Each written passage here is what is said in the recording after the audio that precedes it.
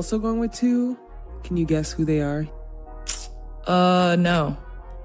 Caitlyn and Kelsey. I love those girls right I there. knew that. You could have, I feel like you could have guessed that. I knew that, but I knew that. I feel like you could have, I don't know why. Watch that interaction closely. Caitlin Clark and Kelsey Mitchell don't even pause. No confusion, no second guessing. That instant understanding tells you almost everything you need to know about how the Indiana Fever went from a bottom-tier franchise to a legitimate contender in a shockingly short amount of time. But the real story isn't the obvious one. 2 years ago, Aaliyah Boston was playing an entirely different style of basketball in an entirely different ecosystem. The offense ran through her back to the basket. The tempo was slower. The priorities were physicality, patience, and half-court execution. Oh, I was just thinking. Okay, you're right. You're right. The ironic thing is that she would probably say her favorite teammate from college was a player she played with in the W in Bree Hall. But you're a yeah, big girl now. Caitlyn, yeah, I am. I'm grown up. Caitlyn and Kelsey, those are my girls. Like, I love those two so freaking much, and I love playing with them. It's crazy. So those are my two.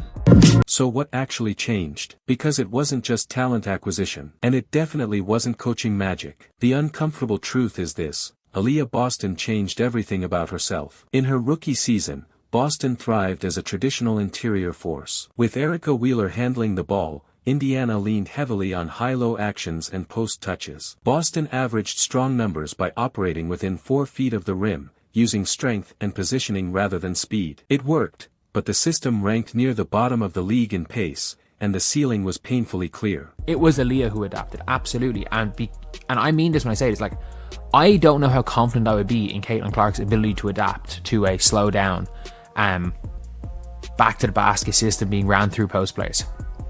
I don't actually know if Caitlin could adapt to it. And like, look, I'm honest when it comes to Caitlin Clark's game. Like, I think I said Aja and Fee were 1A, 1B, and someone literally came into my comments and goes, they're the best power forward. Caitlin Clark's by far the best player in the WNBA. And I'm like, I get it, she was injured last year, but like, Fee shot 50, 40, 90. Then April arrived. Indiana won the draft lottery. Caitlin Clark became a Fever player, and suddenly the franchise faced a fork in the road. If Indiana had landed the second pick instead of the first, the outcome looks completely different. They likely select Camila Cardoso. Boston remains a classic center. The offense stays slow. The roster builds inward, not outward. Christy Sides probably keeps her job, and Indiana likely stays stuck in the middle, grinding through another forgettable season. But Caitlin Clark forced a decision. Would the generational shooter adapt to an old-school post system? Or would the franchise cornerstone reshape herself around Clark's pace, spacing, and creativity? Slow down system. I think Caitlin, the system, is going to win multiple titles, and Aaliyah Boston has completely adapted her game. And I tweeted out and I was like, something stupid, like not even something stupid, I tweeted out,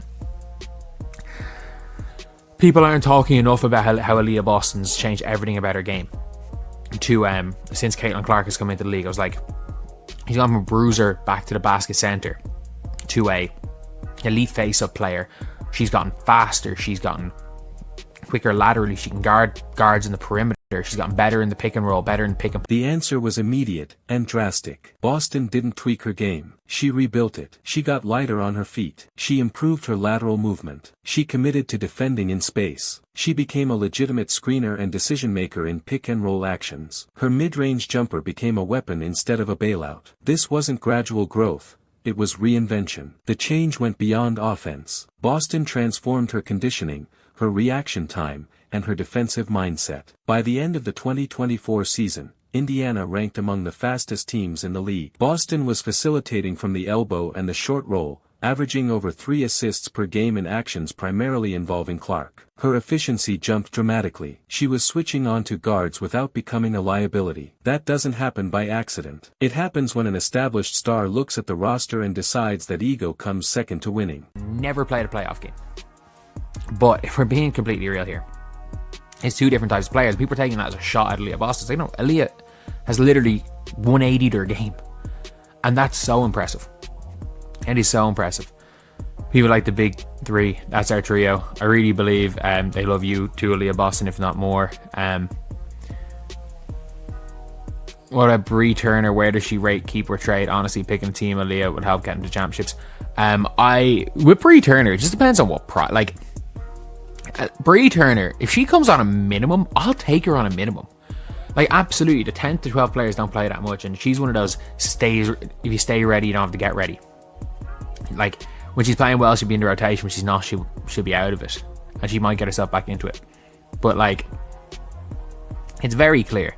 It's very clear that big three are... This is why the Clark-Boston-Mitchell trio works. Kelsey Mitchell didn't need to change much. She's always been a scorer who thrives off movement. Caitlin Clark didn't need to change at all. She's running the same offense she mastered in college, just with better spacing and decision-makers around her. Boston was the sacrifice, former #1 pick, rookie of the year, franchise centerpiece, and she was the one who completely altered her identity. The payoff is obvious. Indiana went from irrelevant to unavoidable, from missed playoffs to must-watch basketball, and Boston deserves far more credit for that transformation than she gets. Mid-level players, maybe not under 100.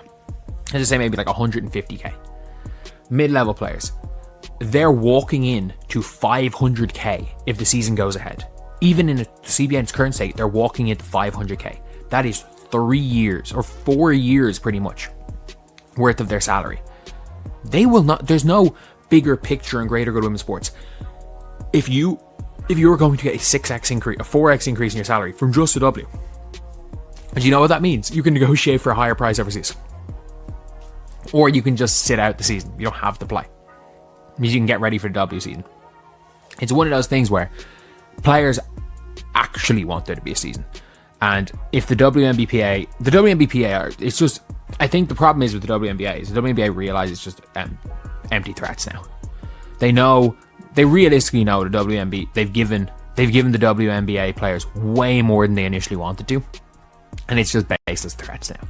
There might be like... But now there's a looming threat that could make all of this irrelevant. The CBA negotiations. Behind the highlights and chemistry clips, the league is approaching a financial crossroads. The current collective bargaining agreement is nearing expiration, and the Players Association has floated the idea of sitting out a season if demands aren't met. They're pushing for roughly 30% of gross revenue. Ownership, reportedly, is countering with something closer to 15 to 20% of net revenue. Here's the reality no one wants to say out loud. The players do not have strike leverage. Even under the proposed terms, many mid-tier players would see salaries triple or quadruple. For athletes who previously relied on overseas contracts to survive, $300,000 to $400,000 WNBA salaries represent financial stability they've never experienced. Different if the league brings in significant more revenue via the TV deal, so we can get a higher percentage then. Like, that's what I'd be pushing if I was CBA, because at the end of the day, the owners... You don't become billionaires like these owners did by being dumb. They're smart. They know these players can't afford to not have a season. And by that, I mean there are literally players in the tens.